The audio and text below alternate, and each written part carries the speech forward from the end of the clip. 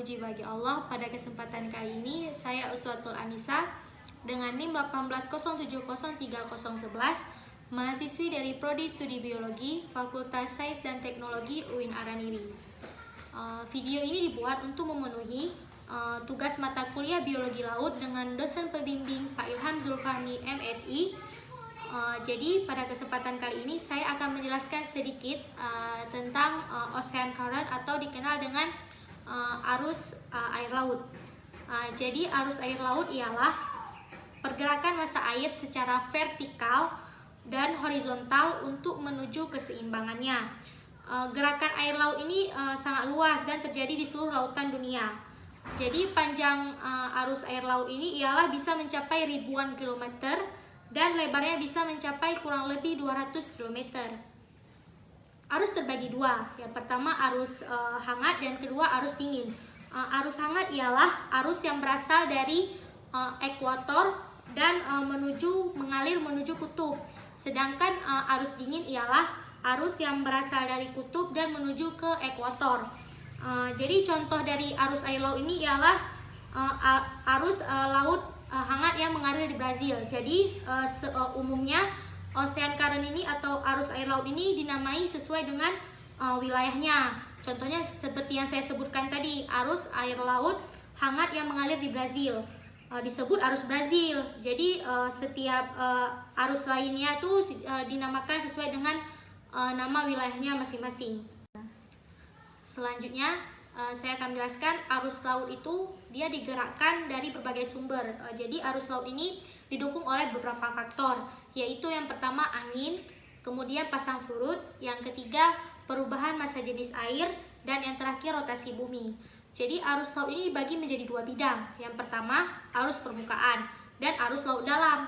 Arus permukaan ialah mengendalikan gerakan 10% dari air laut teratas, sedangkan arus laut dalam mengendalikan 90% lainnya. Kan tadi arus permukaan dia mengendalikan 10% dari air laut teratas, sedangkan arus laut dalam mengendalikan 90% di bawahnya.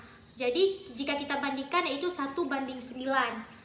Meskipun disebabkan dengan hal yang berbeda, kedua arus ini saling mempengaruhi dan berkaitan satu sama lain sehingga membuat seluruh lautan bergerak. Lalu di tepi laut, arus permukaan digerakkan oleh angin dan ombak pasang surut yang menarik air bolak-balik saat air laut naik dan turun. Dan pada laut terbuka, angin merupakan kekuatan utama arus permukaan.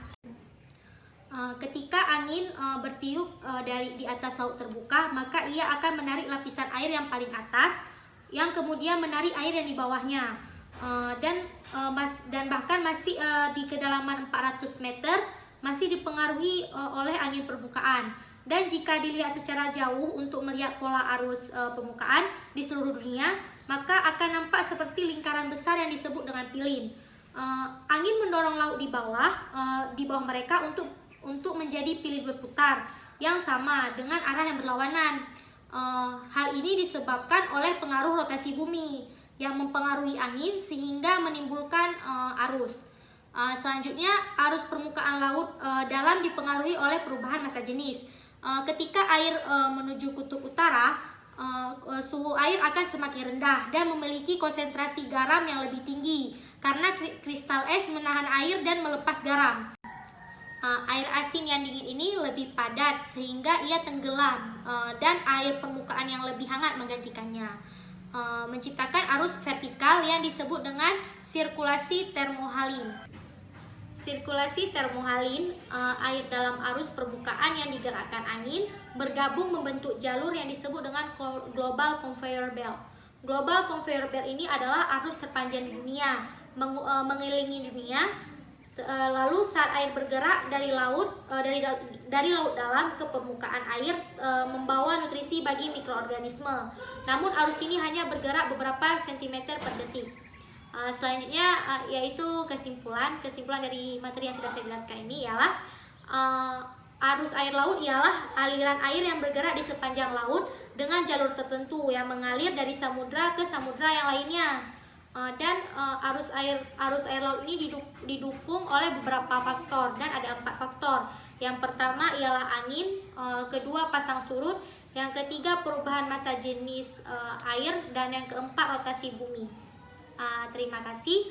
Sekian dari penjelasan saya. Maaf bila ada kekurangan. Lebih dan kurang saya mohon maaf. Wabillahi taufiq walhidayah. Wassalamualaikum warahmatullahi wabarakatuh.